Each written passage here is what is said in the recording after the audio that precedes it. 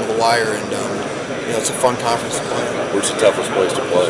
The toughest place to play? Besides Iowa. Yeah, I wouldn't know from the offensive point there, but Penn State was very loud.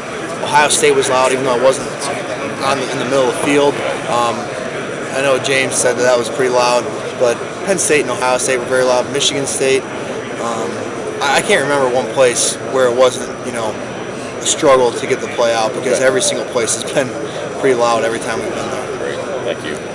What is it about football and quarterback that does it for you?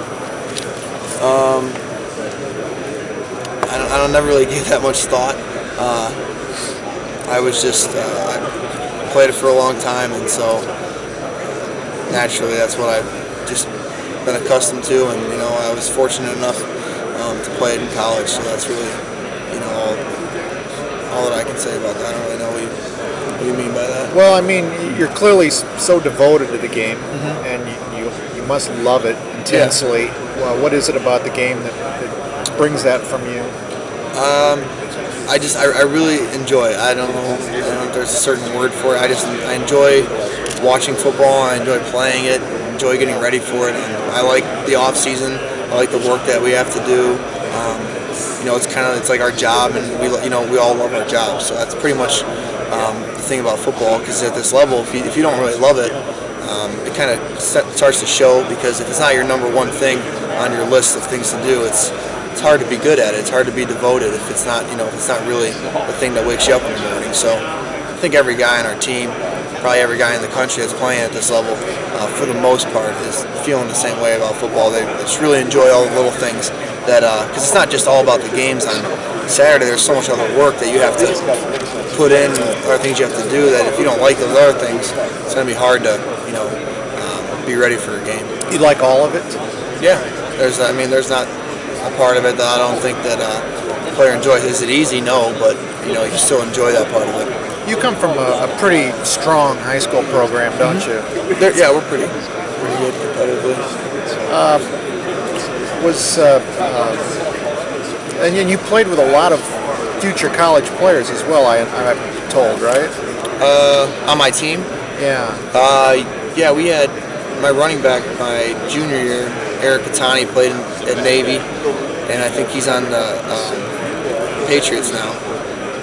He was he was kind of serving for a couple of years there. I don't know where he might be now with the NFL, but he was the only guy that went D1, and we had a lot of other guys that went. A couple guys with the Mountain Union, John Carroll in Ohio, a couple other places.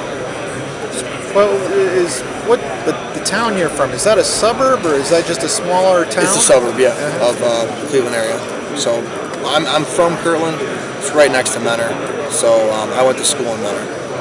Were you an Ohio State fan growing up? Yeah, just like any kid in Ohio, watched all the Ohio State games. I was a big Penn State fan too. I just like, those games where whatever game was on was mostly what I was watching, and it was usually Ohio State, Penn State, right. Michigan, those kind of teams.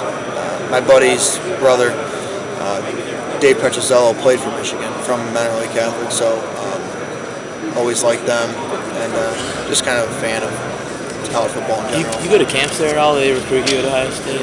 I went up there for like a one-day, senior camp thing. When was the first time you actually noticed University of Iowa football? I remember watching them when they had Chandler playing quarterback. That's when they started.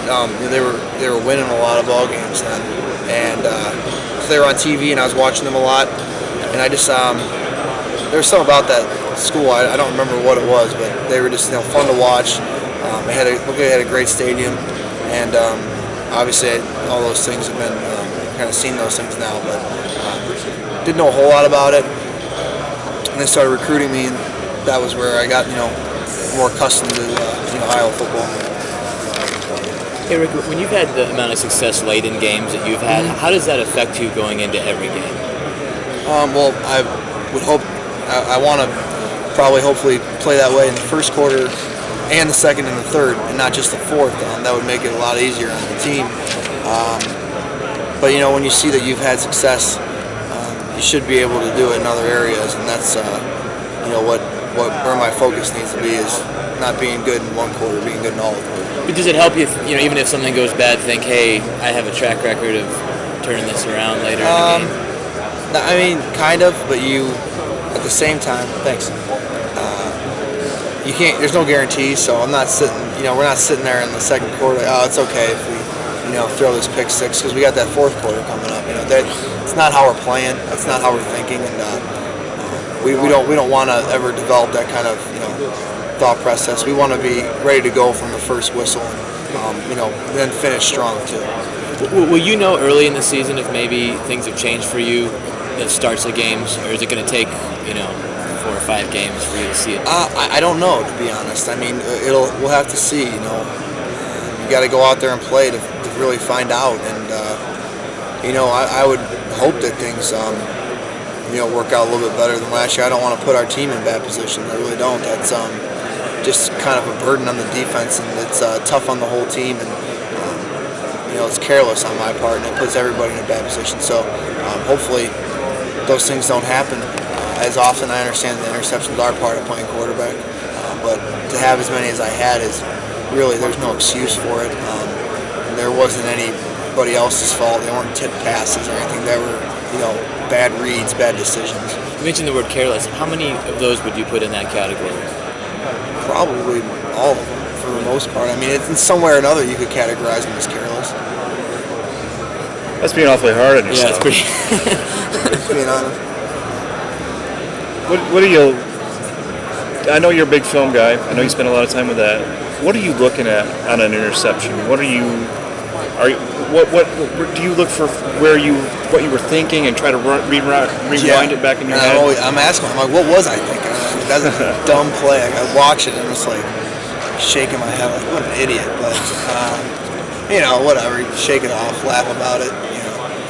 At the end of the day, I didn't get shot over. We're still alive. It's okay. What was there ever a time last year where where you had a hard time laughing one of them off? Yeah, definitely. I mean, they're not funny when they happen. I know. They're funny, after you've won the game. They're still not funny, actually. They're never really funny. I shouldn't say they're funny, but it's part of the game. But at the same time, when it's you got a game and you're playing well, then all of a sudden you're putting the team in a bad situation. And the perfect example was Arkansas State. Mm-hmm. We had a great lead, and then next thing we know, like one touchdown because of a stupid throw. Mm-hmm. And that's just that you never want to see that happen, especially late in the game. Mm-hmm. Throw didn't need to be made. There's so many times where I've watched it, I'm like, that didn't need to happen there. There's no need to force it. Mm-hmm. Just if you have to punt. Let our defense do what they do, which is usually not let people move very far.